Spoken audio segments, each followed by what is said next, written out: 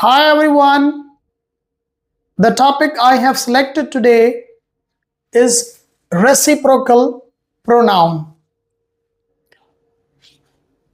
Before speaking on the topic, let us understand what is reciprocal.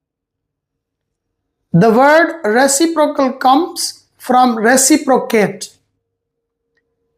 means you do the same thing on the other person as the other person does on you. For example, you respect someone and they respect you back,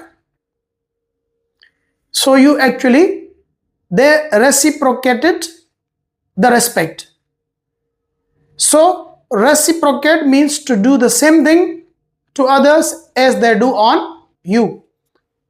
From this word we have reciprocal, means the pronoun that helps us to show that the work we do on others, they do the same work back on us. So if a pronoun helps us express this idea, we call it reciprocal pronoun. The definition is already written over here. We have two reciprocal pronouns. One is each other and other is one another.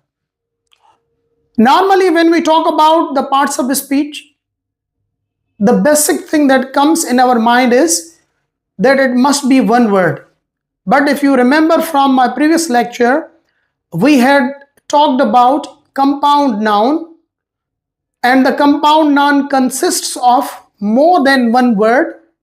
In the same way, the reciprocal pronouns are not a single word, but they contain two words, each other. So this each other as a phrase will be considered as one pronoun, or one and other, and these two words will be considered as a single pronoun. So each other, one another, they are reciprocal pronoun, and in short they help us to show the work we do on others, they do the same work back on us. What is the difference between each other and one another? Each other is mostly used when the concept is of two persons or two entities or two things. That depends on the situation. When the concept is of two, we use each other. When the concept is more than two entities, we use one another. For example, John and Jack help each other. Here, John and Jack, two persons. So in place of these two persons, we have used the word phrase that is each other. Each other because we have two persons, John and Jack. So here the word each other comes in place of these two nouns. That's why it is considered pronoun, and here it specifies only two persons. That's why we are using each other. But if you have a look at the second example of one another, where the concept is of more than two, like the teammates congratulated one another after the match. When we are talking about team, in the team we don't have two persons, except if there's a special game. Normally team like cricket team, hockey team, football team, we have more than two persons. So here, after the match, each member was congratulating to the other member and they were congratulating them back. So that's why we used here one another.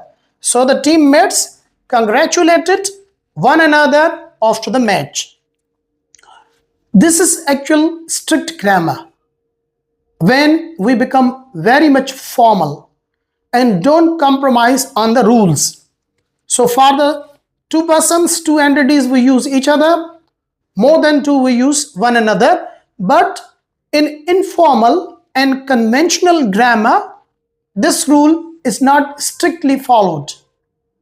Let's have a look at the other example where this rule is not followed.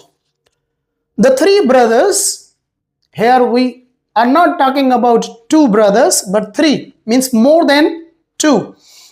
So three brothers quarreled with each other. Each other should have been used for the two persons, but here the concept is not of two, more than two. But still we are using each other. As I earlier told you that sometimes we violate the rule and we follow the rule that is common or the native speakers use. Now this is all about what is reciprocal pronoun, the difference between one another and each other. When the reciprocal pronoun is used in a sentence, means practically in the language, then it is always functions as object, because the pronoun can be a subject, object, possessor, dative and vocative cases. But here when we are talking about reciprocal pronouns, they are always used as object.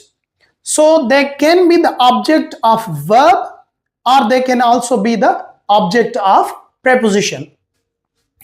What is the formation of the sentence that contains reciprocal pronoun? We use subject, then we use verb according to the tense, and then we use reciprocal pronoun.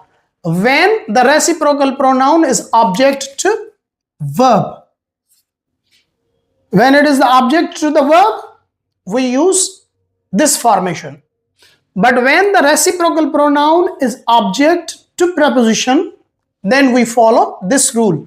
That is, we use subject, verb, preposition, and then reciprocal pronoun.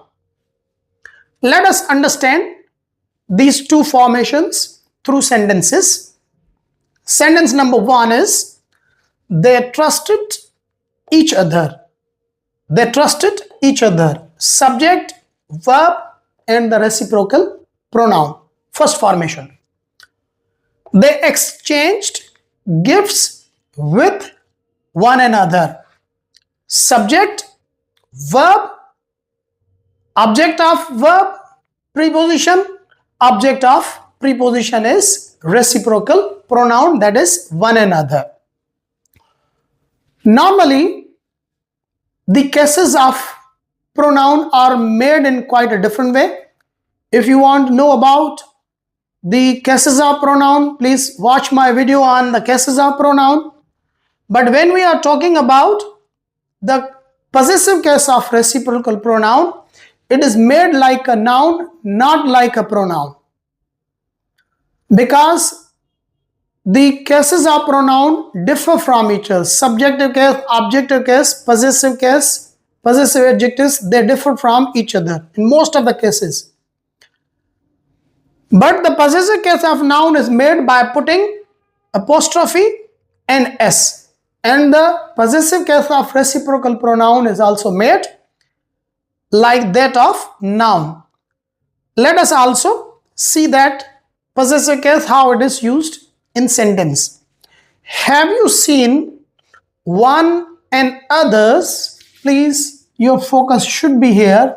One and others, solutions to one another's. Here I am using apostrophe and s because that is how we have to make the possessive case of reciprocal pronoun. The two thieves were picking each other's pockets. So the reciprocal pronoun each other and its possessive case is with apostrophe and s, unlike normal pronouns. I hope you enjoyed this video. If you liked it and found it informative, like this video and keep watching. Until my next video on grammar, bye bye.